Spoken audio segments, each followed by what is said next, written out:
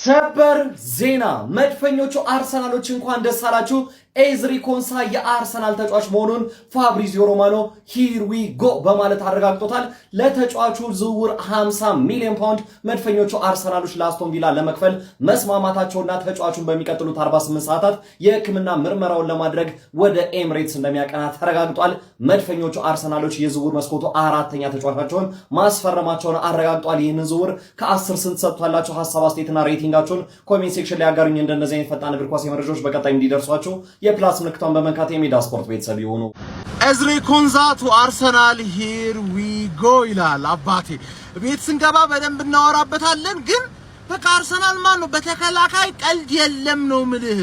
ገባር ሶስተኛ የቤንች የኦቨር ቤንች ተከላካይ ከተጎዳ እናስፈርማለን። ገባር አጥቂ ሲሆን ነው በጣም እናስብበት። በገንደጉን ነው እናስበው አጥቂ ሲሆን ማለት አርቴታ ይመችህ። ማን የአስቶን ቪላን ቤስት ተከላካይ እኛ ለቤንች አመጣ ነው በቃ። ገባር አሁን ማን ነው የእናንተን ስታርቲንግ 11 አሪፍ ነገር ሌሎቻችሁ አሪፍ ተከላካይ ስለሌላችሁ ነው። አቅናውራ ከተባለ ማንንም አሪፍ ተከላካይ የለውም ከቢግ 6 እንጂ ከናንተ ቤስት ተከላካይ እንወስድብህ ነበር። ገባር ኤዝሪ ኮንሳ ዌልካም ቱ ዘ ጋነርስ። የዋንጫ ቡድን መታል። አሁን ዋንጫ ትበላለህ ማለት ግን እንደመጣ አይተዋል አይደል? ዞሪስ በመጀመሪያው ጨዋታው ትክክለኛው ብሩኖ በመጀመሪያው ጨዋታ ዋንጫ በልቷል። አንተ በመጀመሪያው ጨዋታ እንዳትበላ ከአንድ ሳምንት በፊት መምጣት ነበረብህ። ግን አታስብ 38 ጨዋታ ላይ ማኑስ 26ኛ ጨዋታ ላይ ትበላለህ። ጀግና ተረኛን እየገረፍ ግባ በለው ሀቢቢ። ሂር ዊ ጎ ኤዝሪ ኮንሳ ወደ አርሰናል።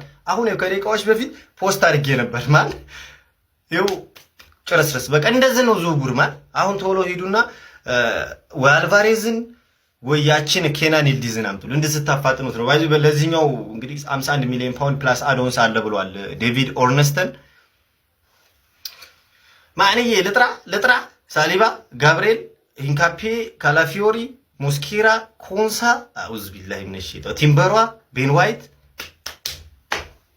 ተደበቂ። የትኛውም የፕሪሚየር ሊግ ክለብ ብትደበቂ ነው የሚሻል። ፎሎ እያደረጋችሁ ወገንታት ፎሎ አድርጉ። ኮንሳ ወደ አርሰናል የሚያደርገውን ዝውውር ሙሉ ለሙሉ እንዳጠናቀቀና ነገ ሜዲካል እንደሚያደርግ ሃንድ ኦፍ አርሰናል ዘግቧል ማለት ነው። ለዝውውሩም ክለባችን አርሰናል ለአስቶን ቪላ 50 ሚሊዮን ፓውንድ ይከፍላል ማለት ነው። ኮንሳ ወደ አርሰናል ሂር ዊ ጎ ተብሏል ማለት ነው። አዲሱ የአርሰናል ፈራሚ ኤዝሪ ኮንሳ ምን ጥንካሬዎች አሉት የሚለውን እኔ እዚህ ጋር ገልጽላችኋለሁ። እናንተ ቤቱን ፎሎ ካላደረጋችሁ ፎሎ ያደርጋችሁ፣ ኮፒ ሊንክ ሪፖስት ያደርጋችሁ ለአብዛኛው እግር ኳስ ቤተሰብ ታደርሳላችሁ ማለት ነው። የመጀመሪያው የኮንሳ ጥንካሬ 1v1 ወይም ደግሞ የአንድ ለአንድ ግንኙነቶችን ማሸነፍ ነው። በዚህም ረገድ አንድ ለአንድ ለማለፍ እጅግ አስቸጋሪ የሆነ ተከላካይ ነው። ለሱ ማሳያ 3000 ደቂቃዎችን ተጫውቶ 2 ጊዜ ብቻ ነው ድሪብል ተደርጎ የታለፈው። ይህም ደግሞ በሊጉ ከሚገኙ ተከላካዮች ሁሉ ግንባር ቀደም ያደርገዋል። ሁለተኛውና ዋነኛው ልጁ ጥንካሬ ሪከቨሪ ፔስ ወይም ደግሞ ፈጣን አጥቂዎችን ለመቆጣጠር የሚያደርገው ጥረት ነው። በዚህም ደግሞ ልጁ ፈጣን ከመሆኑ አንጻር አጥቂዎችን ለመቆጣጠር ምንም አይነት ችግር አይገጥመውም ማለት። ሶስተኛው ኤዝሪ ኮንሳ ጥንካሬ እንግዲህ ፖዚሽኒንግ ኤንድ አንቲሲፔሽን ነው። ይህም የቦታ አያያዝና ውሳኔ አሰጣጡን በምንመለከትበት ጊዜ በብዛት ሚዛናዊ ሆኖ ይቆያል። ውሳኔዎችን ታክሎችን ቶሎ አይወርድም። ከወረደም ደግሞ ትክክለኛና ፐርፌክት የሆነ ታክሎችንም ይወርዳል ማለት ነው። አራተኛውና እጅግ ጠንካራው የኤዝሪ ኮንሳ ማንነት እንግዲህ ታክሊንግ ወይም ደግሞ ሸርተቴዎቹ ናቸው። በጣም ጊዜውን የጠበቀ ታክልን ያደርጋል። በተጨማሪም የተሳኩ በጣም ብዙ ታክሎችንም በአንድ ጨዋታ ሊያደርግልን ይችላል ማለት ነው። አምስተኛው የኤዝሪ ኮንሳ ጥንካሬ ዲፌንሲቭ ዱዌልስ ናቸው። በምድርም ሆነ እንግዲህ በአየር ላይ የሚመጡ የትኛዎቹንም ኳሶች እንግዲህ የመከላከል አቅሙ እጅግ ከፍተኛ ነው። ከዛ በዘለለ ቨርሲቲሊቲ ነው። ቨርሲቲሊቲው ደግሞ ከተመለከትን በዋናነት የመሃል የቀኝ ተከላካይ ሆኖ ይጫወታል። ካስፈለገ ደግሞ በነ ዩሪየን ቲምበር ቦታ በቀኝ ክንፍ ተከላካይ ቦታም ላይ መጫወት ይችላል። እንዲሁም ደግሞ የቦል ፕሮግረሱ ከተመለከትን በብዛት አርሰናል ለሚጠቀምበት የቢልድ አፕ አጫወት በጣም አስፈላጊ የሆነ ተጫዋች ነው።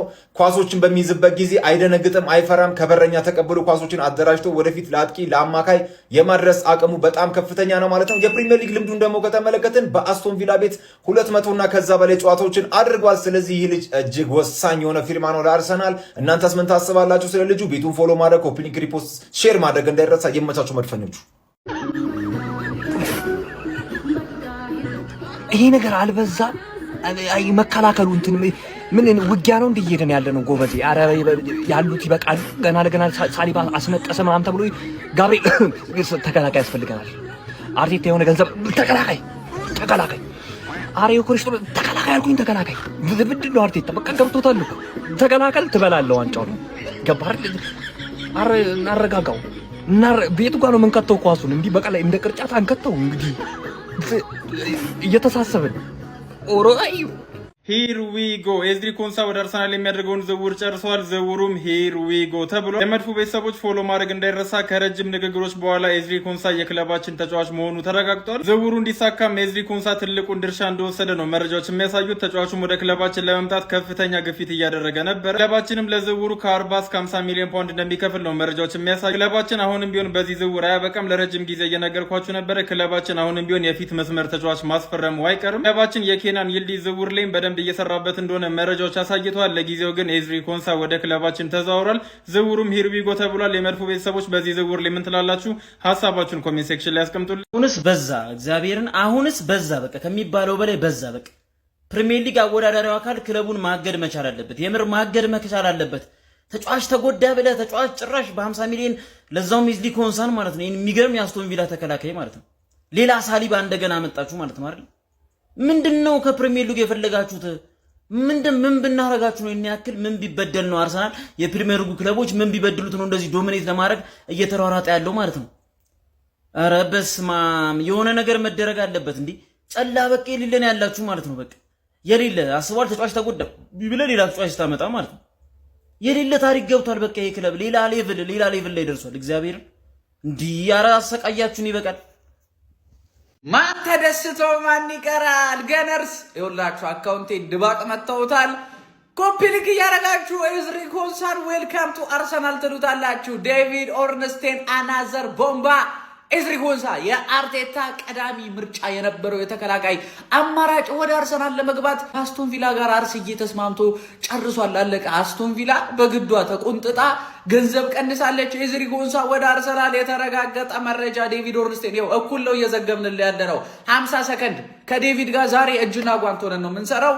ሌላም ዝውውሮች ካሉ ከቻሳለላችኋለሁ። ገነርስ እንኳን ደስ አለን። ኮፒ ሊንኩን ደብድቡት። ግን የአርሰናል ደጋፊዎች እንኳን ደስ አላችሁ። ትልቅ ሰበር ዜና ተሰምቷል። እንግሊዛዊ የ28 ዓመት የመሃል ተከላካይ የሆነውን ኤዝሪ ኮንሳ መድፈኞቹ አርሰናሎች ከአስቶን ቪላ በ50 ሚሊዮን ፓውንድ እንዲሁም ደግሞ በተጨማሪ ክፍያዎች ለማስፈረም በዚህ ሰዓት ሙሉ በሙሉ ከስምምነት ላይ መድረሳቸውን ፋብሪዚዮ ሮማኖ ሂርዊጎ በማለት ማራገጥ ችሏል። እጅግ በጣም አስደናቂ የመሃል ተከላካይ የዊሊያም ሳሊባን መጎዳት ተከትሎ እንግዲህ ለሱ ምትክ ይሆናል በሚል መድፈኞቹ አርሰናሎች በዚህ ሰዓት እንደሚያገኙ ተራግጧል ማለት ነው። ኤዝሪ ኮንሳ ከኳስ ጋር ያለው ምቾትም እንደ ተከላካይ በጣም ጥሩ ሲሆን አሁን ላይ ጥሩ ፎርም ላይ የሚገኝ ተጫዋች ነው።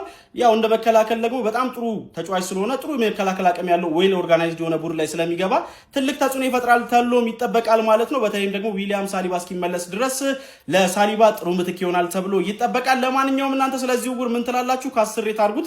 የፕላስ ምልክቱን በመጫን ፈጣን አዳዲስ የሆኑ እግር ኳስ መረጃዎችን ማግኘት ይችላላችሁ።